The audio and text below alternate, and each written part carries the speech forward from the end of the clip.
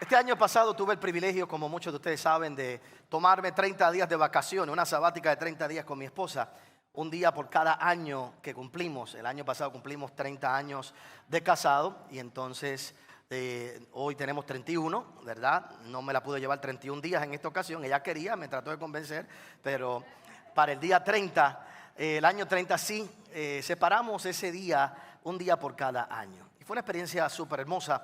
Y pudimos visitar algunos lugares que de otra manera probablemente nunca hubiéramos sacado el tiempo para ir. Uno de los lugares que pudimos visitar fue Singapur, un lugar muy exótico, muy interesante.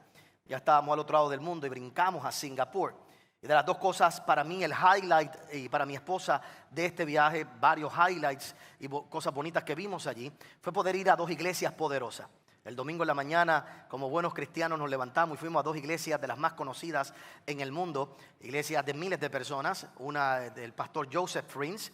Tuvimos la oportunidad de escucharlo a él predicar, estar allí y sentarnos como cualquier miembro de cualquier iglesia, sentarnos allí a escuchar la palabra. Y fue una experiencia maravillosa tú entrar a este lugar. Es un centro comercial gigantesco que la iglesia es dueña de aquel lugar donde hay todo tipo de negocios y la iglesia queda arriba. Bueno, es toda una experiencia y tienen 3 servicios como de 6-7 mil personas y es toda una organización, una cosa espectacular. Y allí lo escuchamos predicar. De ahí salimos de ese culto, nos montamos en un Uber y nos fuimos a otro culto de otra iglesia de un gran predicador que se llama Cong City Harvest Church, también una mega iglesia impresionante. Pero cuando llegamos allí a Singapur nos dimos cuenta de la diferencia de este hermoso lugar. Es un lugar, yo puedo decir, ¿verdad?, como un paraíso. Lo interesante es que Singapur es podemos decir así, una pequeña isla de 278 millas cuadradas. Es más pequeña que la ciudad de Nueva York, para que usted pueda tenerla en perspectiva. Y es bien interesante porque la geografía de Singapur le da unos beneficios contra desastres naturales únicos. No es como Filipinas, no es como la Indonesia a su alrededor, que están sujetos a diferentes problemas atmosféricos. Allí Singapur no tiene problemas de terremotos, no tiene problemas de huracanes. Yo le pregunté a una persona, venga acá, ¿cuáles son los problemas atmosféricos que ustedes tienen aquí? Pensando que me podía decir un huracán, pero nada, no hay. El lugar geográfico que tienen, no existe tal cosa para ellos, lo cual le da una estabilidad durante todo el año. Pero a pesar de eso es bien interesante porque la cultura de Singapur ha hecho una gran diferencia y una gran separación entre la experiencia que se vive allí y en todos los países que le rodean. No todos los países de Asia, tampoco Indonesia, ninguna de estos lugares tiene la cultura que esta sociedad ha creado. Es una sociedad que ha logrado posicionarse como uno de los mejores centros de negocios del mundo entero. Es algo muy impresionante. Y lo curioso para mí es cómo puedes estar rodeado de un montón de otras culturas o de culturas también similares y de otros países y tú convertirte en algo totalmente diferente a ellos. Y es por las decisiones que ellos han tomado. Tienen la ventaja del área geográfica, ¿verdad? Si tú no tienes huracanes, por ejemplo, como nosotros, es algo con lo que tenemos que trabajar. Un huracán, por más mejor que estemos preparados, siempre te va a hacer retroceder, siempre te va a detener por un tiempo. Viene un huracán y nos va a detener por un par de semanas, por un par de meses, y hay cosas que se tienen. O sea que ellos no tienen eso. Pero aparte de eso, ellos han tomado unas decisiones que han cambiado el lugar de manera espectacular. Por ejemplo, número 1, el sistema allá es cero corrupción. Si una persona comete algún tipo de corrupción, queda automáticamente, va preso. Se encuentra entre el número 4, ellos son el número 4 de transparencia gubernamental en el mundo entero. Cero corrupción, número 1. Número 2, meritocracia. Todo allí se gana por esfuerzo y por trabajo, no por los contactos que tienes. Es una cultura de trabajo, es una cultura que promueve el liderazgo solamente por los méritos de una persona. Planificación generacional.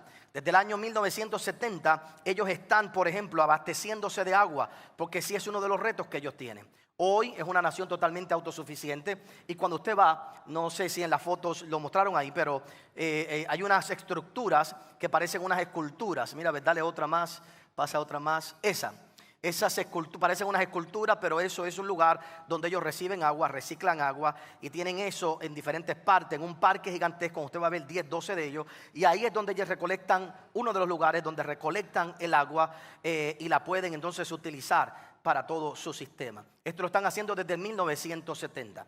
Y a pesar de los cambios que pueden haber habido, el plan generacional de los 1970 hacia adelante con respecto al agua se ha mantenido. No sé si usted entiende que eso es algo que debería pasar en nuestro país. Si cada vez que cambia el gobierno alguien viene con una mejor idea, con una buena idea, nunca se hace absolutamente nada. Hace años debimos haber tenido el gasoducto, pero no se tiene en el día de hoy porque alguien lo empieza y el otro no lo va a terminar. El superacueducto nunca se terminó porque alguien lo comenzó y el otro gobierno simplemente dijo que no servía, no se puede, y hoy todavía hay lugares que no pueden tener el agua suficiente porque el plan original no se completó. Y cada vez que tú cambies de un partido, cualquiera que venga y cambia la visión que había, una vez más se detiene el progreso de nuestro país. Nuestro país debería pensar generacionalmente y desde ahora tomar decisiones que por los próximos 10, 20, 30 años nadie cambie. Esto es lo que vamos a hacer. Por aquí es que nos vamos todos por ahí, y el gobierno que venga que invente otra cosa, pero de eso es lo que se va a terminar. Ese presupuesto se sacó y eso es lo que ellos han hecho. Por eso es que han logrado hacer cosas como esta. La educación como prioridad. También lo que se conoce como el pragmatismo ideológico, donde ellos son capaces de adaptar y de adoptar ideas de otros países que han funcionado para poder hacerlo dentro de Singapur. Y también una disciplina extrema. Por ejemplo, en Singapur usted no puede vender chicle. Si usted vende chicle, la multa son $3,000. Usted no va a ver nadie masticando chicle, solo los turistas. Y si a usted lo toman vendiendo chicle, la multa es de $3,000. Porque ellos se hartaron de tener que limpiar los chicles en las calles y en los autobuses públicos. La gente masticaba el chicle y ponía el chicle en el autobús público, y ellos se hartaron de limpiar los autobuses y dijeron, como no saben comportarse, pues entonces 0 chicle, no se come chicle, no se vende chicle, y si tiras chicle en el piso, va una multa, y alguien te ve, va una multa. Yo lamento decir que a veces, si usted mira debajo de la silla de una iglesia, va a encontrar chicle. Porque hay gente que son así. Entonces, la realidad es que podemos pensar, deberíamos enseñarle a la gente a masticar chicle. Bueno, primero, enseñarle a un hombre a masticar chicle es complicado, pero no somos tan finos para masticarlo como debería hacerlo, ¿verdad? Pero para colmo, no todo el mundo tiene la capacidad de mental y sabia de decir, tengo un chicle, o mejor me lo trago antes de tirarlo afuera. Es muy triste. Así que ellos han decidido, se acabó, punto y se acabó. Disciplina extrema en tantas cosas. Esto ha hecho que ellos vivan en un paraíso, rodeado de países corruptos con grandes problemas, solo por decisiones sociales que han hecho que aquel lugar se convierta, puedo decir yo, no espiritualmente, pero naturalmente, en un Gosén como en la Biblia. La Biblia te habla de un Gosén, una ciudad, un lugar donde Dios puso a su pueblo, que estaba protegido, que estaba cuidado, que se vivía por unas reglas diferentes al resto de Egipto. Y por lo tanto ese lugar era un lugar que prosperaba y que progresaba. Y todo aquel que iba allí, vivía allí, podía ver la diferencia. Ahora, no lo llevemos al aspecto únicamente social y cultural de decir todo Puerto Rico lo podemos llevar a que ocurra eso. Hablemos de individuos. Por ejemplo, en el 1980 estaba un tiempo de recesión en los Estados Unidos y Sam Walton, el líder y el fundador de Walmart, estaba abriendo Walmart. Y en esa ocasión alguien le preguntó, ¿cómo es que usted va a abrir más Walmart en medio de toda esta recesión? ¿Cómo usted piensa hacer? Y él dice, sé que hay recesión económica en los Estados Unidos, pero yo decidí no participar de ella. Yo no soy parte de la recesión. Y por lo tanto, como no soy parte de la recesión, voy a tomar mis decisiones básicamente de manera tal que hoy Walmart es Walmart porque un hombre decidió, yo voy a vivir de una manera diferente a lo que el mundo está experimentando. Definitivamente hay ventajas geográficas que tiene Singapur, pero con esas ventajas geográficas, si no se toman las decisiones correctas, todo se destruye. Al mismo tiempo puedes estar en un mercado, en un ambiente totalmente corrupto y lleno de problemas, y una decisión individual como la de Sam Walton puede cambiar tu vida, la de tu familia y la de tus generaciones, simplemente porque tú decides no participar de la manera en que el mundo está experimentando la vida y crear tu propio Gosén. Y eso es que yo quiero hablarte en el día de hoy. Hay una posibilidad de tú vivir en Gosén. Gosén era una ciudad que existía en Egipto, dentro de Egipto, como te voy a leer en un momento, donde José posicionó a sus papás y a sus hermanos en el momento de mayor dificultad económica, y allí ellos progresaron y prosperaron, y se cumplió la promesa que Dios le había dado a Abraham. Dios le había dicho a Abraham que de él saldría una nación completa, y no fue hasta que llegaron a Gosén, que llegaron 72 personas y de allí salieron 2 millones de personas. Llegaron en el peor momento económico de la historia y de allí Dios los prosperó, Dios los multiplicó y le cumplió la promesa que le había hecho a Abraham. Y tú puedes tener tu propio Gosén espiritual en el día de hoy. Y eso es lo que hemos estado estudiando y vamos a estudiar. Estamos hablando de cómo proteger a nuestra familia y cuál es nuestra labor, nuestra tarea dentro de todas estas cosas. Por ejemplo, hablamos la semana pasada de Moisés, la anterior también de Moisés, y hablábamos de la importancia que tienen todas las figuras necesarias para que Moisés fuera el gran libertador de Egipto. Tuvo que haber una mamá que declarara y que dijera: a mi hijo no lo van a matar. Faraón dijo que se tienen que matar todos los hijos, pero el mío no se muere. Siempre tienen que haber padres y tienen que haber gente que diga: ¿sabes qué? Si el mundo dice eso, el mío no lo va a vivir. Me voy a parar firme y voy a creer. Si el mundo dice que todos los matrimonios se divorcian, el mío no, mi familia no va a vivir esto. Voy a creer. Tiene que haber gente que se pare en contra del decreto del rey. Pero también habían otras mujeres que ayudaron a que Moisés fuera eventualmente el libertador de Israel. Estaban las parteras, que violaron la ley de Faraón y permitieron que Jocabed diera luz. Estaba la hermana de Moisés, Miriam, que veló donde él cayó en el río. Y estaba la mujer egipcia que era la hija de Faraón y que pagó por todos los recursos que necesitaba Moisés para llegar a ser quien llegó a ser. Así que hacía falta más que simplemente una madre, y en la sociedad hace falta más que padres y madres para que una sociedad se construya correctamente. Hacen falta tíos, hacen falta abuelos, hacen falta amigos, hacen falta amigas, hace falta gente que sepa que desde la posición en la que están hay algo que tú puedes hacer por un Moisés que necesita levantarse. Y te decía yo la semana anterior que hace falta en una sociedad no tan solo creyentes para que la sociedad se levante correctamente. Hace falta también egipcios que puedan ver el propósito de Dios de alguna manera u otra y que puedan unirse dentro del plan divino. Pero veamos hoy un poco acerca de Gosén. Y para ponerlo en perspectiva en el día de hoy, fíjate lo que dice Génesis capítulo 45. Para aquel que no conoce la historia completa, te hago un brevísimo resumen nada más. José es el hijo número 11 de Jacob. José provoca envidia en sus hermanos y eventualmente José es vendido y José es llevado esclavo, preso, y eventualmente de forma sobrenatural José llega a ser el segundo en mando en Egipto.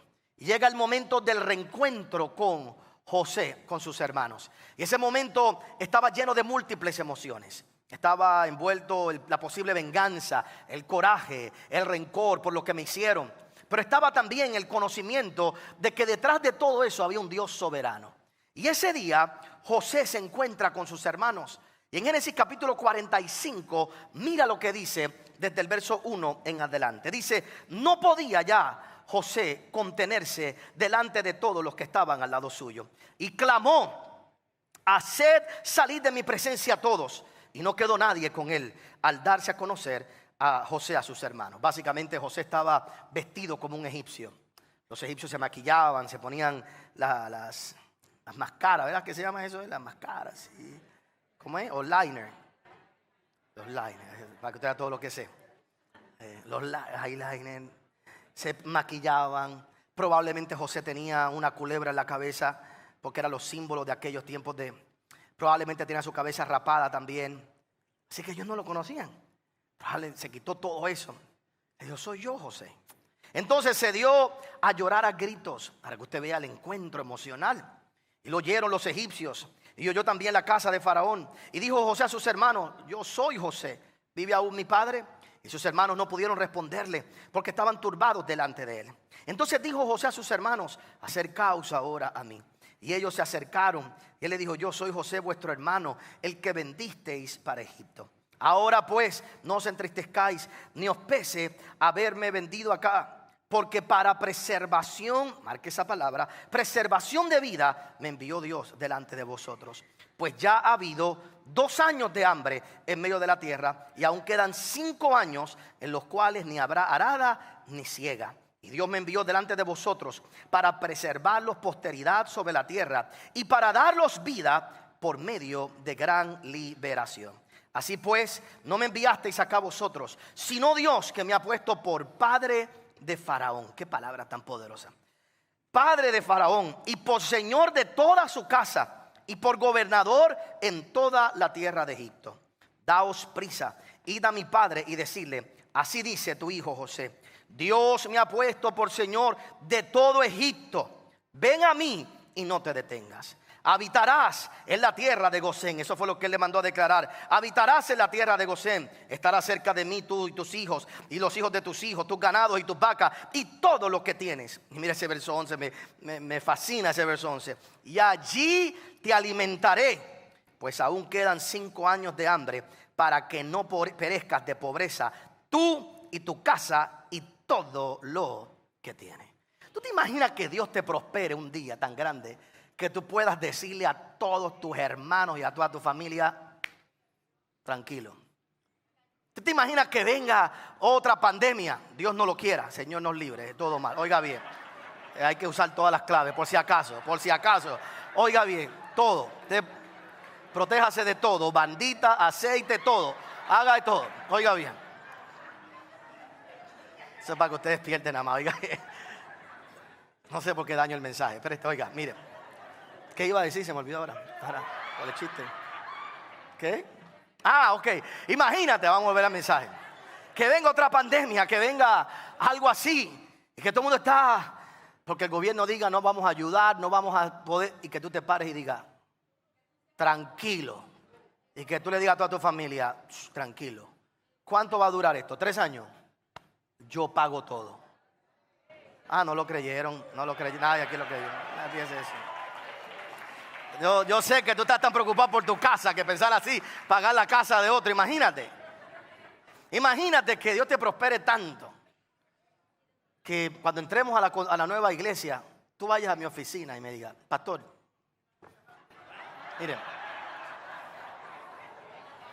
dígame cuánto es el bill de luz. Mira, van a ser nada más 200,000, 250,000 al año, más o menos, entre todos. Pastor, aquí está el cheque. 10 años pago, olvídese. Solo 2 o 3 nada más. Usted está mejor que el culto de las 8, porque eso sí que estaban apagados. Yo no puedo contar. No,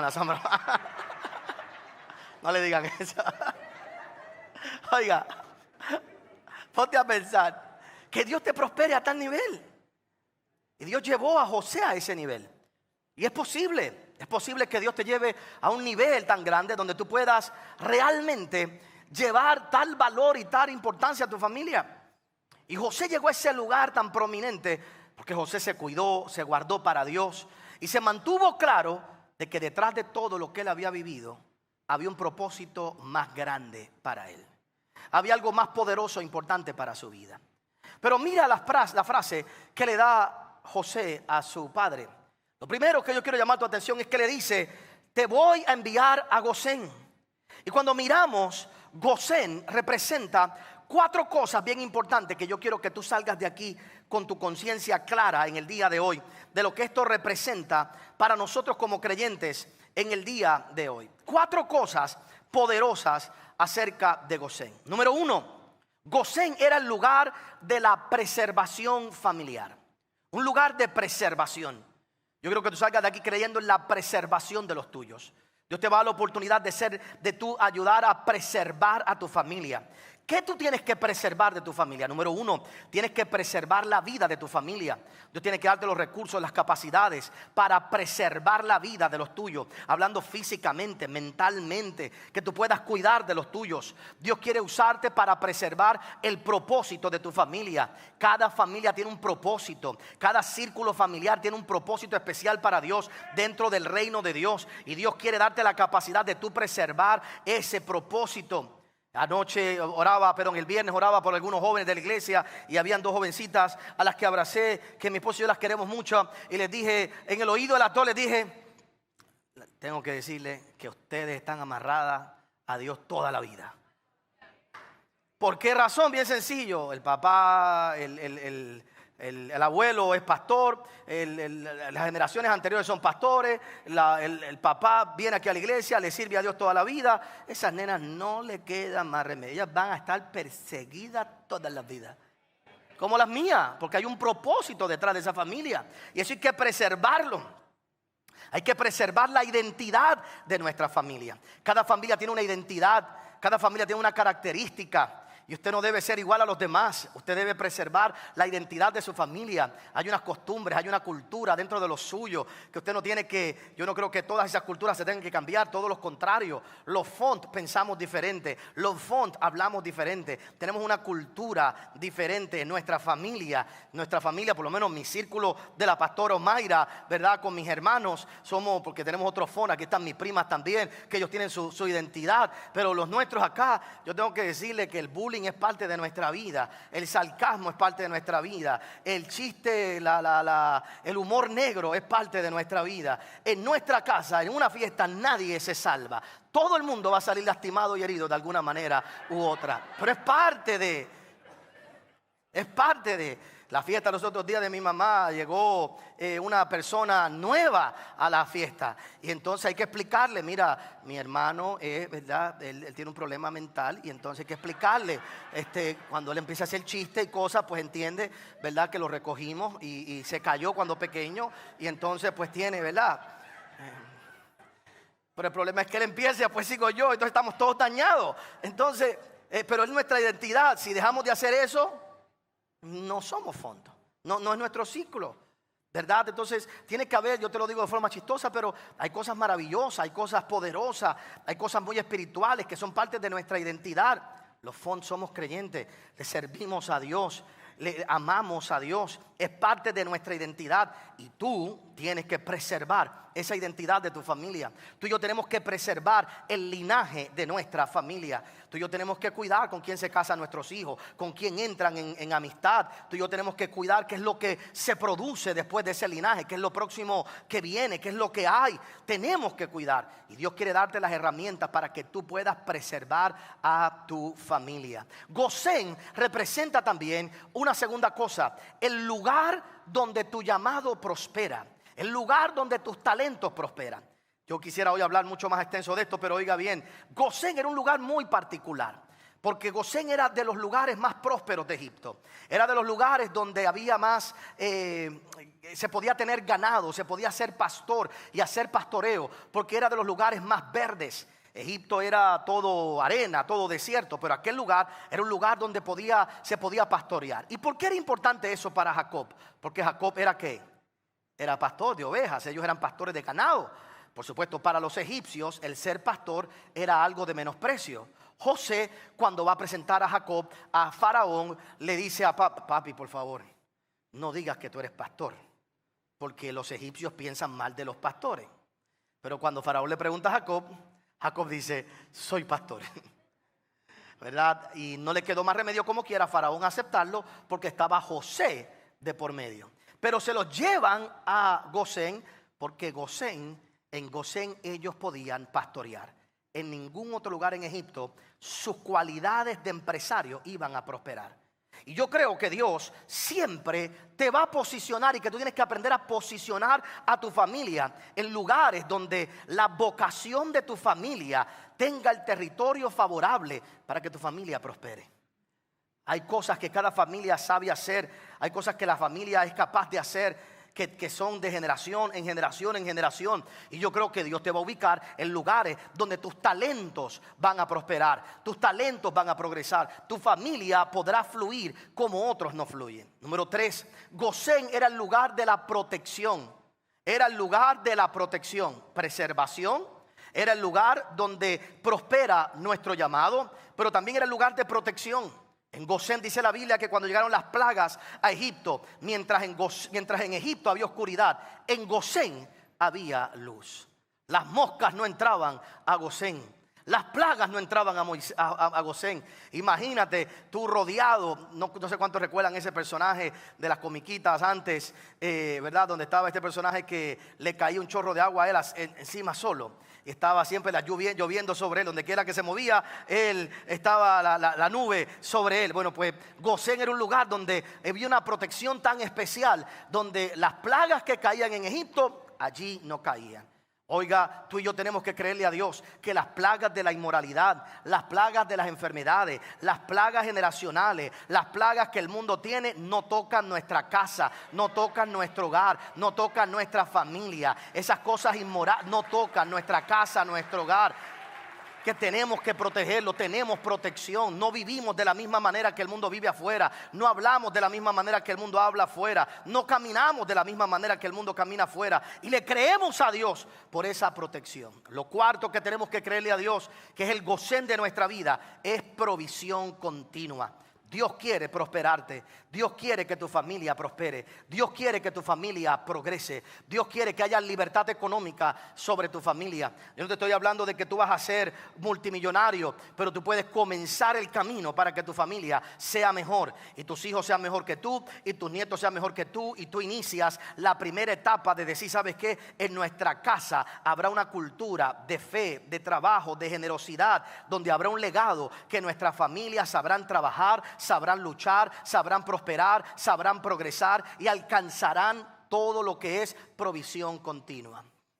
Los otros días hablaba con el pastor Cash, y como persona que ya tiene 50 años, como un joven como yo de 50 años, yo pensaba que estas cosas eran cuentos. Yo decía, los 40 están lejos. Y yo me reía de la gente que tenía dolores a los 40, pero hermano, 41 días me quedé ciego, impresionante. Ya no podía ver. Dolores, y ahorita le cuento un dolor nuevo que me tengo que arreglar en estos días. A los 50 están saliendo todas las imperfecciones de fábrica. Impresionante. Y cuando uno llega a los 50, pues uno tiene un montón de preguntas. ¿Cuál es el ministerio que tengo que tener los próximos 10 años? ¿Qué vamos a hacer? ¿En qué le dedico? Y le preguntaba al pastor Cash, porque una de mis ocupaciones es cómo le puedo dejar herencia a mis hijas. ¿Qué puedo dejarle de herencia a mis hijas? Y como todo padre quizás tengo un sueño, ¿verdad? Y me gustaría comprar una casa a cada una de ellas. Y me gustaría que cuando ya yo no esté tengan algún tipo de provisión. Algo que el llanto le dure 2 días. Que cuando vean el cheque del seguro de vida digan gloria al Señor por papi, por mami, gloria a Dios. Están en los cielos y estamos bien. Que el lamento sea corto. No como otros que uno llora para que no se vayan. Sí, pero porque nos dejan todas las deudas, Señor, deja que las paguen y dejarlos aquí, pero que ese no sea el caso suyo. Algunos entendieron, otros no, otros van a entender. Ríase y haga lo suyo también. Oiga bien, pero miren, el punto donde voy es que me decía, ayúdame en el piano, por favor.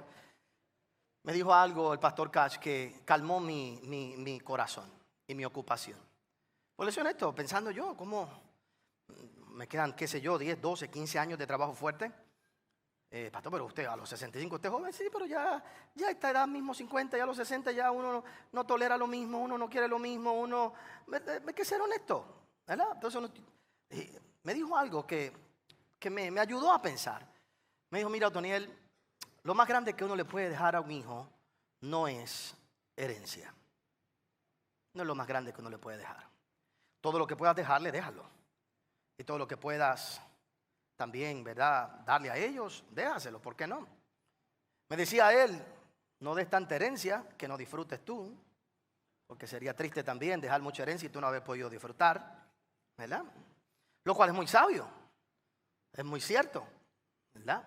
Y me dijo algo que me marcó, porque yo siempre he dicho, es una frase que he dicho aquí, que no es tan solo necesario dejar herencia, hay que dejar herederos.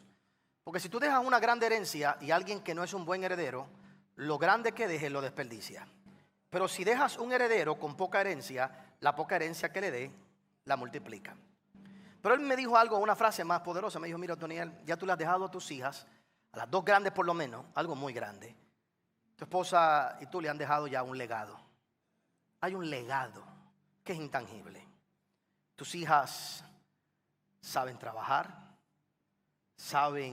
Tienen relaciones, saben dónde moverse en el mundo, conocen a Dios, son generosas. Tus hijas nunca le va a faltar nada.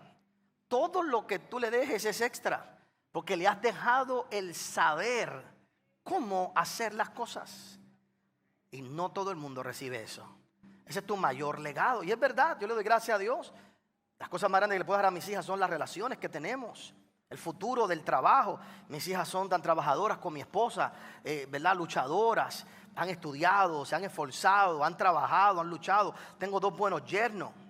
Los 2 creen que vienen a mejorar la raza, pero yo estoy mejorando la de ellos. Pero eso es nota aparte, eso es nota aparte, ¿verdad? Así que, especialmente el de Dallas, él cree, ese está ahí arriba, ese se cree que, aunque darle de vez en cuando 2 o 3 y bajarlo para que sepa quién es el papá de Faraón aquí, que sepa. José soy yo, para estar claro. Nada, me lo saqué del corazón, seguimos con el mensaje. Oiga bien, el punto es, le dejé a ellos el legado. Y lo que yo quiero que tú entiendas es que Gosén es el lugar de provisión continua, donde tú puedes posicionar a tu familia para que haya abundancia, para que haya desarrollo a través de todos los tiempos. Ahora, para orar, todas estas son promesas huecas si tú no entiendes una frase de ese verso. Yo nunca había visto esa frase hasta esta madrugada. Hay una frase en este verso que te demuestra que lo importante de Gosén no era su lugar geográfico. Lo importante de Gosén no era meramente su ubicación geográfica. La Biblia dice en el libro de Génesis capítulo 45, el verso 10. Mira lo que dice. Habitarás en la tierra de Gosén. Y mira la próxima frase.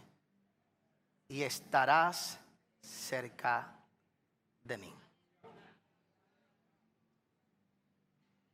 Lo valioso de Gosén no era la tierra, era estar cerca de José. Y estarás cerca de mí. Vas a prosperar, vas a tener preservación, vas a tener provisión continua. Tu llamado va a prosperar, vas a tener protección de las plagas, porque estás cerca de mí, porque vives cerca de mí. Si te pongo en otra tierra, lejos de mí, no va a pasar nada.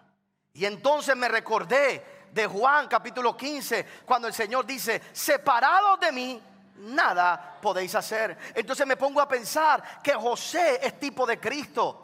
Definitivamente cuando nosotros miramos la Biblia sabemos que José es tipo de Cristo y vemos a Cristo en José. En todo lo que pasó, fue vendido por sus discípulos, igual que este fue vendido, fue llevado preso, fue llevado esclavo, todo fue injuriado. Dios lo prosperó en medio de todas las crisis, el mismo José. Y me pongo a pensar que hay familias que tratan de creerle a Dios por grandes cosas, pero se olvidan que la clave más grande es acercar a tu familia a Jesús. Mientras tu familia esté cerca, mientras tu familia esté cerca, mientras tu matrimonio esté cerca, mientras tu hogar esté cerca, cuán cerca tú estás de Jesús en el día de hoy, cuán cerca tú estás de su palabra, cuán cerca tú estás de una relación con Él, cuán cerca tú estás de Jesús en el día de hoy. Esa debe ser tu pregunta en esta hora. Y mientras tú mantengas a tu familia cerca, mientras tú mantengas a tus hijos cerca, eso se va a convertir en un Gosén. Te vas a dar cuenta de cómo habrá protección, cómo habrá cuidado, cómo habrá provisión continua. Te vas a dar cuenta que esa cercanía de estar cerca de Jesús es la que te va a llevar a ti a poder experimentar esto que esta familia experimentó. Y mi oración es que cuando tú salgas de aquí digas, ¿sabes qué? Yo tengo que procurar estar cerca. Pastor, ¿cómo estoy cerca? Todas las mañanas orando. ¿Cómo estoy cerca? Toda la mañana leyendo la Biblia. ¿Cómo estoy cerca? Enviando a mis hijos con bendición todas las mañanas. No salen de casa si yo digo decir una palabra. Dios te bendiga, Jehová te cuide, Jehová te guarde, Jehová te traiga con bendición. No sale de mi casa mi esposo o mi esposa sin que oremos, sin que hagamos algo, sin que declaremos una bendición. No nos acostamos sin darnos un abrazo, un beso y darle gracias a Dios por el día. No, donde quiera que vamos le damos gracias a Dios. Estamos sentados en nuestra casa comiendo una buena comida y le damos gracias a Dios por la bendición que Dios nos ha dado. Mientras más cerca tú estés de Jesús, ahí es que tú te puedes asegurar de todas estas cosas sobre tu vida. Nuestro Gosén depende no de si el gobierno de Puerto Rico está haciendo las cosas bien. Depende de cuán cerca tú estás de Jesús. Y hoy cuando tú salgas de aquí, si tú no estás cerca de Jesús, hoy es un buen día para acercarte a Él. Hoy es un buen día para mantenerte cerca de Él. Hoy es un buen día para decidir, desde hoy en adelante, me acerco a Jesús todos los días. Dale un aplauso, Señor, y ponte de pie en esta hora. Ponte de pie.